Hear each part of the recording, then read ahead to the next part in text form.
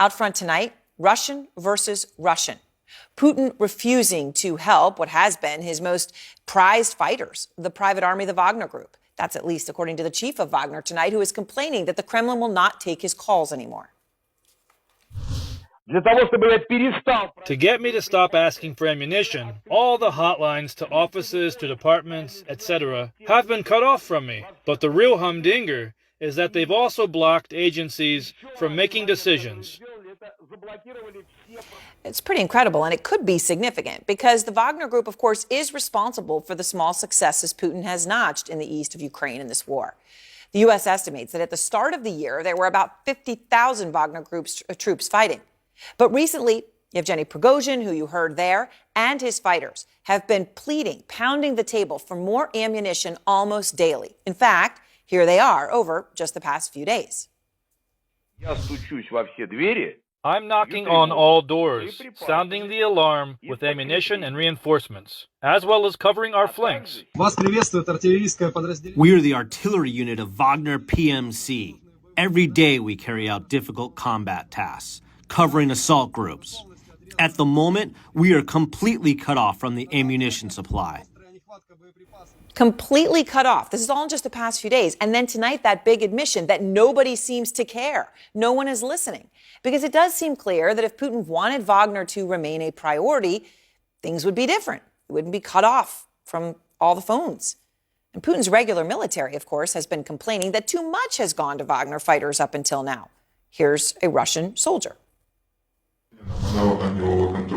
Now all the ammunition is going to Artemovsk, to Wagner PMC units, who can fire a week's worth of ammunition in a day, which we can't afford. So now you hear it. Russian versus Russian in a battle for ammunition. And it is a remarkable turn of events, especially given that right now it is Wagner's flag flying in eastern Bakhmut, not Russia's. But the ammunition shortage that we keep hearing so much about may explain why Putin tried something suddenly a bit different today, launching what's being described as one of his biggest air assaults in months. This image captures the moment that 3 missiles were fired from Russia. It's almost like a firework there going up in the sky. And in fact, according to Ukraine, 84 missiles were launched overnight. Now, Ukraine intercepted only 34. At least 11 people have been killed. And of course, that means it hit a lot of infrastructure. Power was knocked out in several areas. And tonight, Ukraine is bracing for yet another aerial attack. And all of this coming as the economic costs continue to mount for Putin and his inner circle.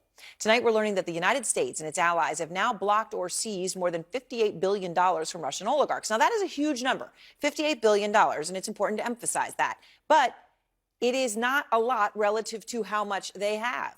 To really squeeze the Putin insiders, there's so much more money out there. According to Forbes, they've got 83 Russians on their list of world's billionaires, and that's just the money you know about, right? Not even talking about Putin. And their collective worth, again, not counting all those uncounted billions of Putin, according to Forbes, was an astonishing $320 billion, which sure puts about 50 into perspective.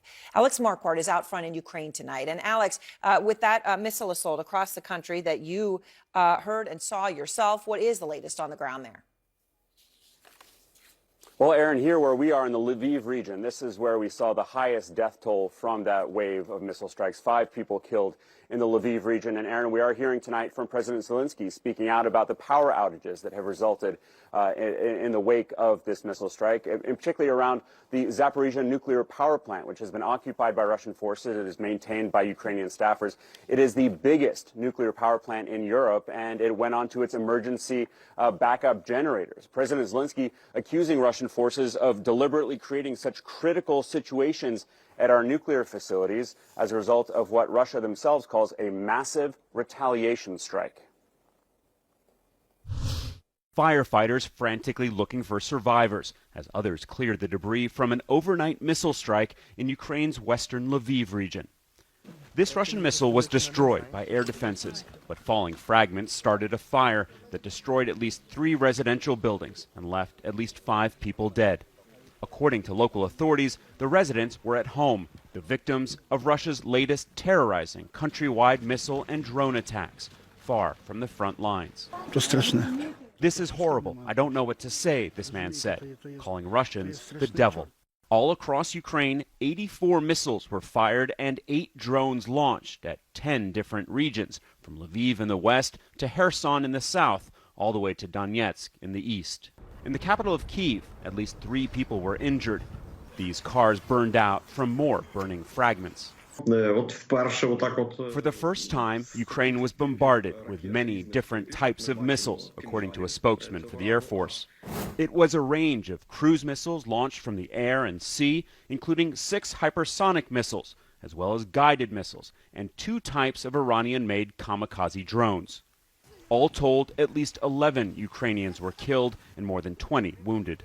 On Facebook, President Volodymyr Zelensky called Russia's strikes an attempt to intimidate Ukrainians again, returning to their miserable tactics. The occupiers can only terrorize. That's all they can do, but it won't help them. Ukrainian officials described the wave of attacks as yet another strike on the country's critical infrastructure.